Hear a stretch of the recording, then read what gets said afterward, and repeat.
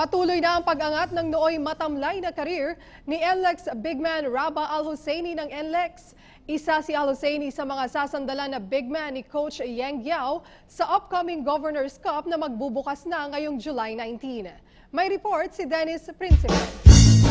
Umaasa si NLEX power forward Rabah Al-Hussaini na magtutuloy-tuloy na ang pag-usbong ng kanyang PBA career.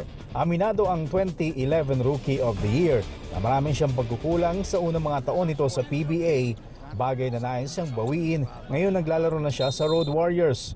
Kabilang sa may tinuturing na may malaking tulong sa unti-unting pagbabalik ng kanyang laro ay sina NLEX assistant coaches Ford Araw at Sandy Araspacottiaga.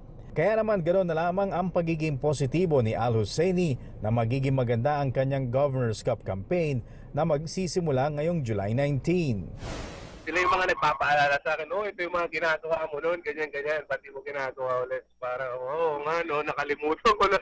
Mas mabilis kong nare-recall yung game kahit paano naman. Samantala, laking pasalamat din ni Al-Hussaini na nabigyan siya ng pagkakataon na muli makapaglaro kay NLEX coach Yeng Guiao. Si Guiao ang pumili kay Al-Hussaini bilang second overall pick ng Air 21 noong 2011 rookie draft noong hawak pa ng former Pampanga lawmaker ang Express. As you all know, pa-Irish na coach, kung may magawa kang hindi maganda sa court, talagang he'll let you know agad. But then the beauty with it is kahit ganun niya sabihin, he'll still have chances. You like, prove me wrong. And then once you prove them wrong, parang okay pa, tatawa-tawa pa siya. Parang sobrang player's coach talaga siya. Yun yung masasabi ko sa kanya. Sa 16 games ngayong season ay may average si Al-Hussaini ng 8.3 points at 2.9 rebounds per game para sa Road Warriors.